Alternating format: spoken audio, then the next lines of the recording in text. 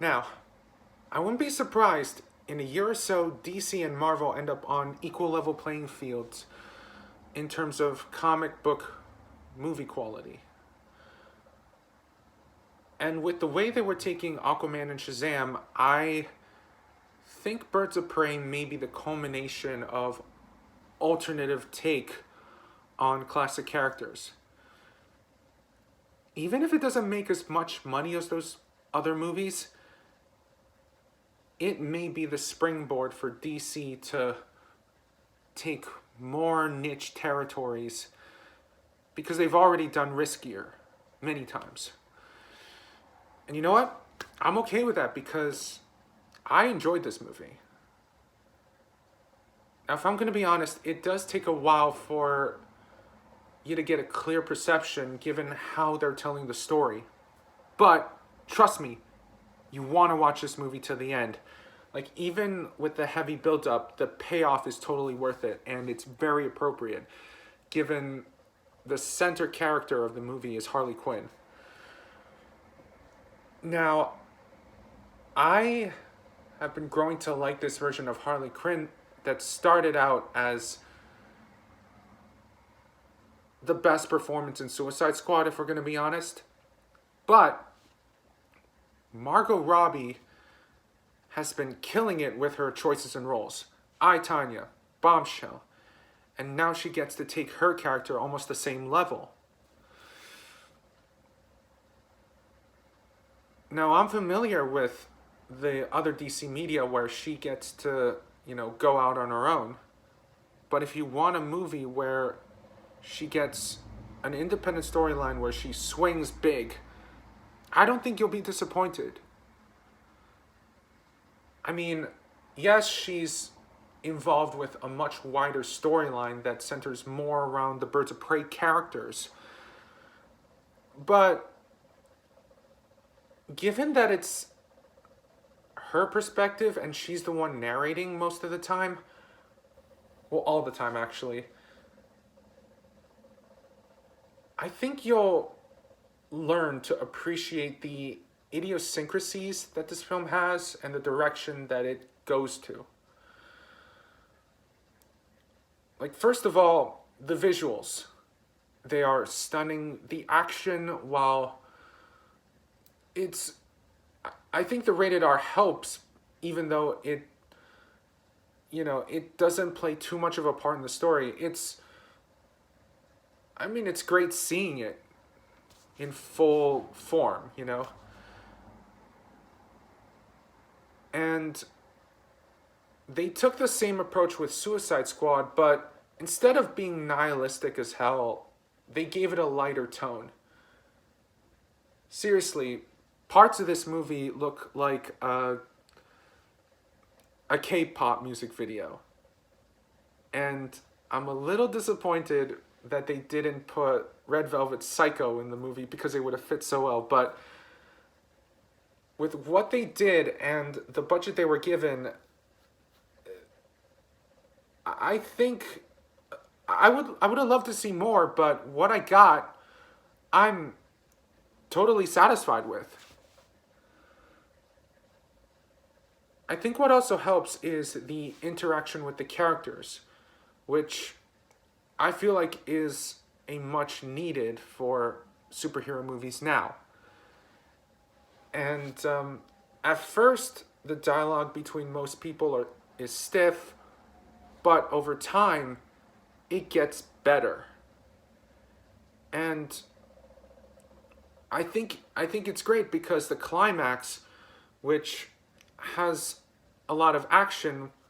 I mean, don't get me wrong, the movie has like action beat, and action beat, but when they go all out and they're playing off each other and it's fun. I think one character that benefits the most out of it is Black Canary. Now, even if it's not as definitive, I think it's a good, interesting take. Even if it's a little too on the nose. But I think one of the big ones is her first encounter with the cop Renee. Now, obviously, Renee is trying to interrogate her about her employer, and we'll get to that later. But, at first she wants none of that. And I think that does kind of mirror real life. You first meet someone, all you want to deal with is small talk. But at the very end, even if they're not like friends, they form an uneasy alliance which becomes easier over time.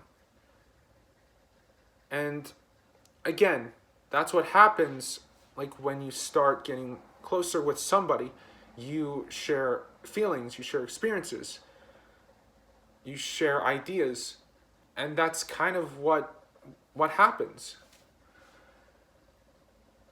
And that's very suitable for Black Canary's character, because she herself is, she's doing the deed first, then asking questions later. But the characters get to see more colors of her around the same time we do. And we start learning more about her, and she starts, and as her worlds start colliding, she ends up, finding her place and, being around people she wants to be around, compared to before when, she was working with people who she didn't think appreciated her. Now, on the other hand, you got Huntress. And I'm going to explain it in the way Harley first sees her. And immediately, because Harley has this big target on her back and everyone has a gripe with her, when she first sees Huntress, she does not know like what her idea is, and we don't know how she plays in the story. That is, unless you are very familiar with Birds of Prey lore. And I think they set it up for newcomers to really kind of appreciate Huntress, and for some of the fans to really want more. But again, what we got out of Huntress was, first off, some really funny moments where she's trying to be intimidating and trying to make her name well known, but really she's known as like the crossbow killer, even though they get the crossbow weapon wrong. But again, much like Black Canary, she opens up about, what happened and where she went after this. And I think it's definitely worth it. And it's definitely worth seeing more of. Now, I have to give a nod to the teenage actress who played Cassandra Cain, because I know a lot of fans aren't really vibing on this take on the character. And I'll admit, I got a little bit of Deadpool 2 vibes. Just a little, but I think what separates those two movies is that while in Deadpool 2, Wade is mostly, straying away from the kid, and throughout the time he's not only trying to rescue him, but trying to trust him, get him to not go that path. But in Birds of Prey, Harley and Cassie, they're pretty much the same people. They, Cassie is a burglar who wants to be, kind of like around the same notoriety as Harley, without the targets, of course.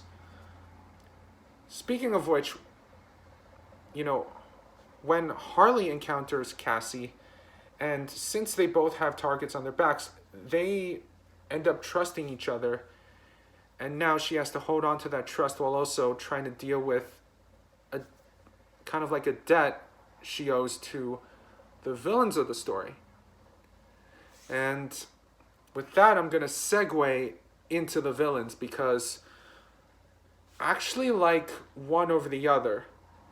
First off, as much as I like Ewan McGregor as Black Mask, I don't think he's the most interesting villain. Victor Zsasz is. He is not only more faithful to Black Mask, but also willing to do whatever it takes to keep this reputation. And they're both eccentric, but Zsasz is eccentric for the right reasons, whereas Black Mask is eccentric for the wrong reasons. Which makes sense because the two of them are definitely a pair, but in this kind of relationship, someone kind of has to wear the pants, and they do both wear the pants in certain positions. Black Mask definitely is okay with business, but not really. I think he's more adept at hiding it over this playboy persona, kind of similar to Batman, whereas Victor Zsasz is more ruthless. He's more willing to impulsively go in and do the dirty work. And I think that's a good comparison between the two, and I think that's why why I would have loved to see more of Zsasz, because whereas Black Mask feels like the more traditional villain, Zsasz feels like the villain that's a little more sympathetic and willing to, has strong feelings for a motive to for his actions, so to speak. And I think that's why I like this movie so much, because it takes all of these characters and puts them into this weird roller coaster ride. And it does what Suicide Squad tried to do, in that they brought out all the eccentricities, but were able to play around with them. The characters do kind of call each other out, but they also use these kind of weird tics to their advantage. And I think as much as the story is almost as conventional as any kind of crime drama story, I think it's them that stand out most of all, as well as the enticing visuals and I guess the fact that it's R-rated does help, in that it's unexpected, but it definitely suits the mood for a story about, or at least centering around, Harley Quinn.